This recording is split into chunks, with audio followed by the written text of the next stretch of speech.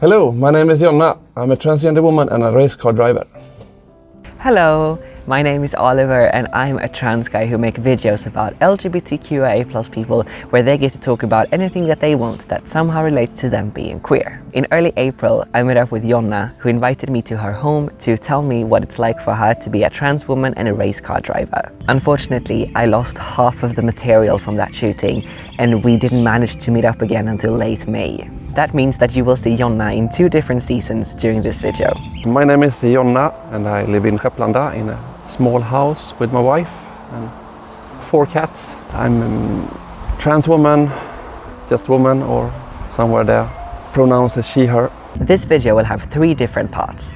First, Jonna will talk about her experience of being trans from when she was a little kid to now. In the second part, she will talk about her interest in cars and her career as a race car driver. In the third part, she will talk about what it was like for her to come out as trans in the race world.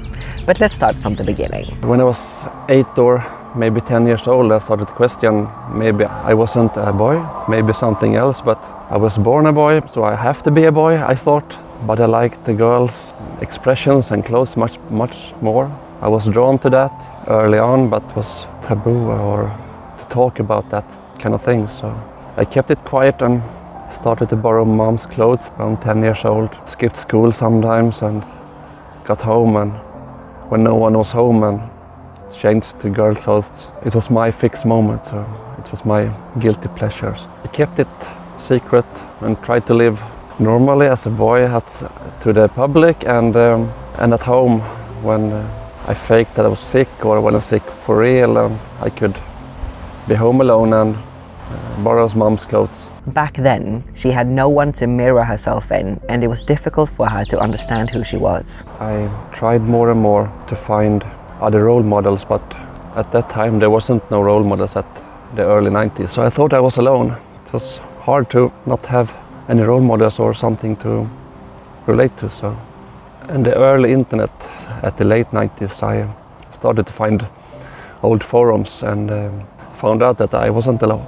It was a good experience, and finding other transgender people. And I wasn't ready to call myself transgender. Just maybe I was a transvestite, cross-dresser or something. I just enjoyed the expression of women clothes and makeup. And one time, Jonna was caught. When I was around 13 years old, my mom caught me with her clothes on one time. It was scary. Mom didn't know how to react. I didn't know how to react, so she just wanted this to stop. Stop borrowing my clothes. I don't think she meant that directly, but she was just so shocked by me wearing her clothes, so I tried to hide it, and even more after that. She tried to find different ways of embracing this expression that she liked so much. At the start of high school, I had grown a long hair. I'd had hair down to below my waist. I was called a hippie. I was called all kinds of slur, and he looks like a girl. Yeah, I want that, but I can't say anything.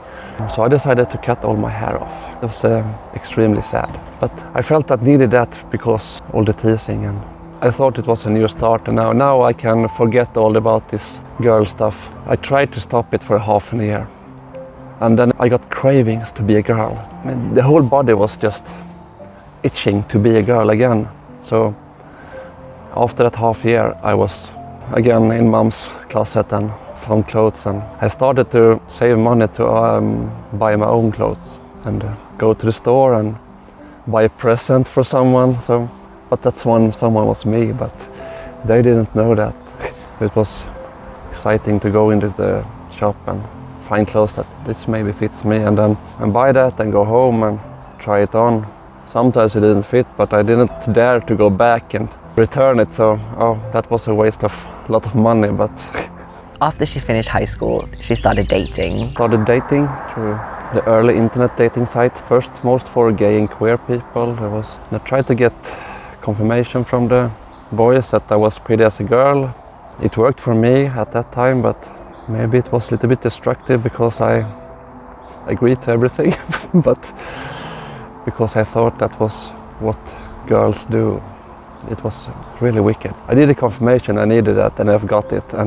And then I realized that these boys only fetishized on trans people. So at the end I stopped dating And then I bought my first apartment. It was a relief to go just after work, just go home and then change to girl clothes all the time at home. That was really, really good. And didn't have to worry about anyone opening a door and caught me in the act or something. So it was really good. But just only a year after I bought my apartment, I was at a party.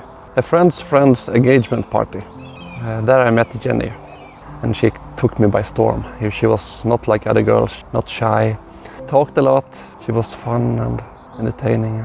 From that day, almost that day, we was a couple, but we met almost every day and we had a really good time at the beginning and a really bad time also because we struggled out what we wanted with our relationship. So a lot of arguments and a lot of love. That was 18 years ago I met her. We're still together, so it works.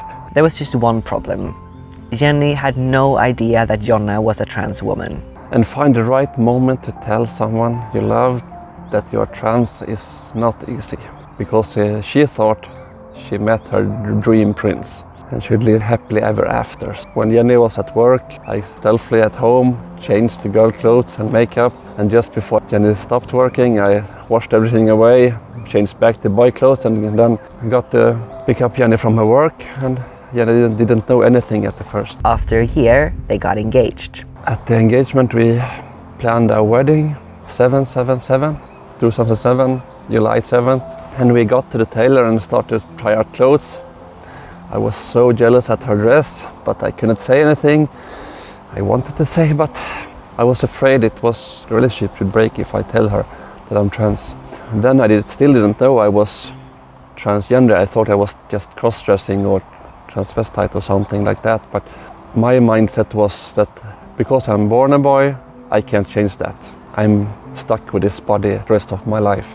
I didn't know better, so. They got married and they moved into a house together.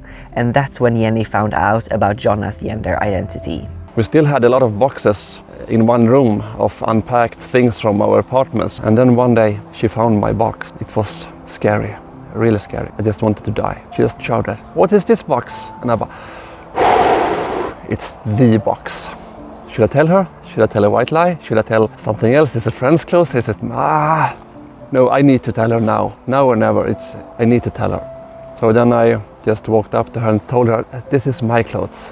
I like this kind of expressions. I like girl clothes and I'm some kind of transgender person, but I don't know what yet. It was very turbulent. She was very angry I have lied. It was turbulent for half a year, very turbulent. I thought now it's over. I need to sell the house and find a new life somewhere else. It was really hard on both of us. But then we found out that we like each other so much, so this is only a small hiccup on the road. And slowly we started to build our new life we did girl nights at home, dress up and make up at home and watch TV and eat fancy food and do girl stuff at home.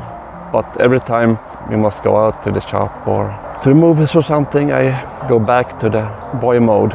And we lived like that for almost 6-7 years before I started to feel that this double life was too much for me. I couldn't live in these both boxes. I need one box to live in. It's tearing to live this double life.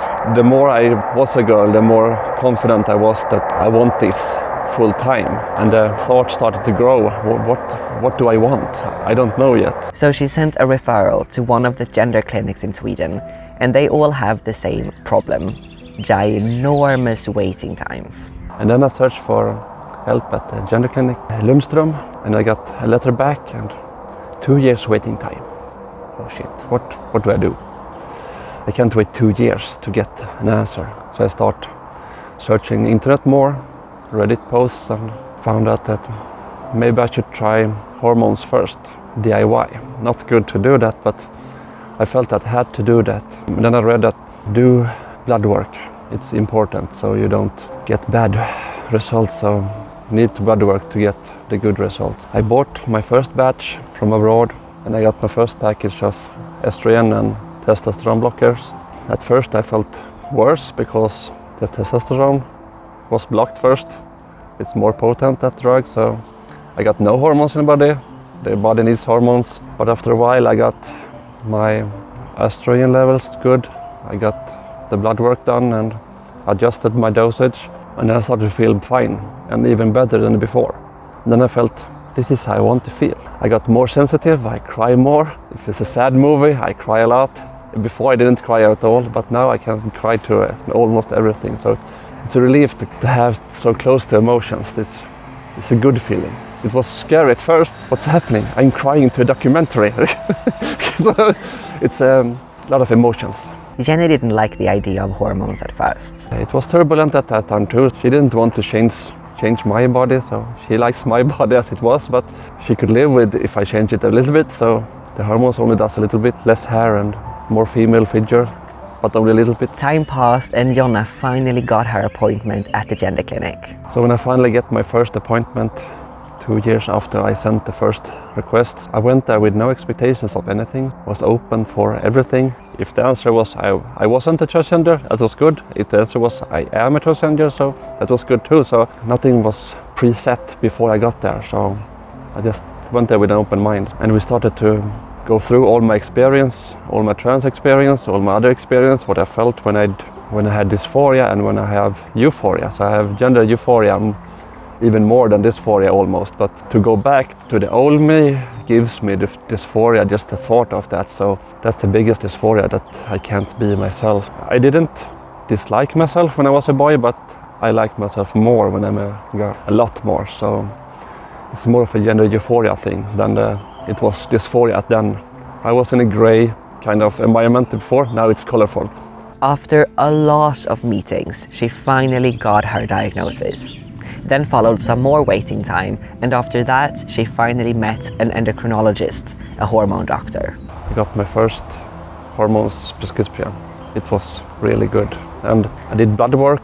It's hard to get blood work with no hormones because I already have been on hormones for then at almost 7 or 6 years. But all the blood work was good, so we continued at the same dosage as I myself had experimented. It was good to hear I was on the right track. The doctor said it was good result, but you shouldn't do DIY, but they must say that, but you shouldn't experiment with your body, but don't do that. But if you have to, do blood work. This is where we enter the second part of the video, and we once again go back to the beginning of Jonna's life to track her interest for cars. My interest in cars started early at kindergarten. Played with cars in the sandbox. Liked cars a lot and watched car movies and had car posters on the walls, and so a lot of cars. My father followed the Formula 1 and rally championships with the Finnish drivers. I'm from Finland, but born here, so a lot of rally and F1 at home on the TV. When I got my driver's license, I bought my first Volvo, started to build stereo in it. I wanted a loud stereo, a lot of bass and loudspeakers. I started to compete in that, in decibel, the loudest you can play in the class. The loudest I played was 150.3 decibels. That's a lot. I competed for a few years from 2000 to 2003. In the Swedish Championship I got 3rd place once, and in the European Championship 4th place once. But she also wanted to drive a really fast car, so she saved up money and then she bought her first race car. I found a Nissan 206, Japanese sports car with a small turbo engine. I bought that. It was completely stock at the beginning, nothing touched, 200 horsepower. And I joined the Nissan club. I started to do track race and driving on the track, and some street racing and illegal street racing. And some legal racing too, so I did both. It was fun to just drive the car, so I drove it everywhere, to work and home, and a lot of miles. And I started to time myself around the track and found out that I was pretty fast and compared times to friends. And then I found the competition time attack. You compete in the fastest time, not first to the goal, but the fastest time around 1 lap. Here follows a time in Jonna's life that I call the period of the broken engines. Just before that, my engine broke, a catastrophic failure. It was a hole in the block of the engine and a lot of white smoke on the highway. It was water compression. Water got in the cylinder and compressed and kaput. So that engine was no more. And then I decided I need to build another engine. So I bought an engine from the United States, gearbox and engine and engine loom and a conversion kit, and built all the electrical myself and mounted the engine and everything myself. Started to drive with the V8 in the car instead of a small straight 4 on 2 liters. Now it's 5.6 liter engine head and 3 times the size of the engine. It's really funny to drive. I had that for 2 years and then that one broke too at the burnout competition. The rev limiter in 5 minutes is not good on that engine. So the engine fell apart, literally. It was engine parts all over the streets. And then I decided to build a car against the time attack regulations. Now it's time to make it a real race car. I thought it was time to go crazy with the car. And I started to build a roll cage in the car, take all the interior out, sport seats, 6-point harness, and build a race engine. So I built an engine, a very expensive engine, started to compete in the time attack series, in the Pro Street class. After 3 competitions, my engine broke again. It was really, really tough. I put a lot of money into that car, and I thought because I had put a lot of money, it should hold together, but it didn't. Then I thought, what do I do now? I could go down a class and put a smaller engine in, but the same family of engine, that was an LS3 I got in the engine. I can buy a completely stock LS1 engine, only 350 horsepower, and go down 1 class. So I bought one at the scrap heap and looked over it and put it down in the car and tuned it. And the next year I got back to competition 1 class down. It was much more fun to compete in that class, Club Challenge it's called. It was not so fast cars, it was more easy control, and I drove faster with a lot less horsepower because it was easier to control.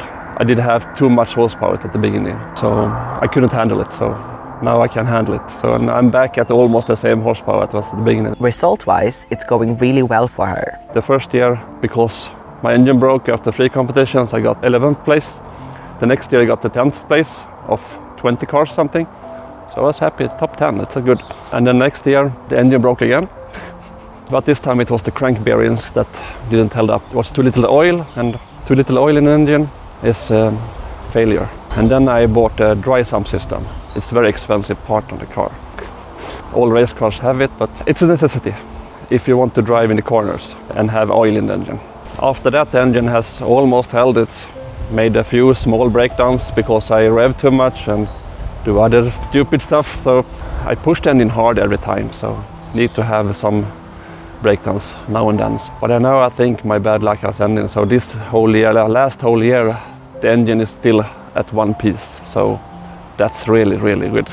Back when Jonna started to compete, she wasn't out to the other drivers. The first year I competed as my old self, as a boy. It's a very macho lifestyle in the car business, and I didn't think I could dare to come out in that world. And I got a pep talk from my psychiatrist to push my limit forward, so I started to wear nail polish at the beginning at the competitions, and I saw people looking at me. I got very light pink dyed hair and small details, small hints that I maybe wasn't fully a boy. When she turned 40, she finally came out to everyone. I planned a post on the Facebook, and the night before my 40th birthday, I posted it late and got to bed, nervous as hell. At the morning, there was a lot of love, 200 posts of love only. I usually get maybe 10 likes and one reply, but now I got 200 replies of just love. So it was really, really, really good. And the promoter for the series reposted that and wrote, we got our first trans athlete at our competition, and my co-competitors wrote there, and good for you, and why does it matter? The only thing you're there for is driving fast. Your gender doesn't matter. It was really good. That was at the autumn, and the first competition was the spring. So the first competition spring, I met everyone live first time as myself in my race car. That was a really good experience. And some final words. I'm still the same person. I like to talk engines, but now I talk nails too. So sometimes I get the slur, you drive like a woman. Yeah, but that woman drives past you. So I'm faster than you anyway. So.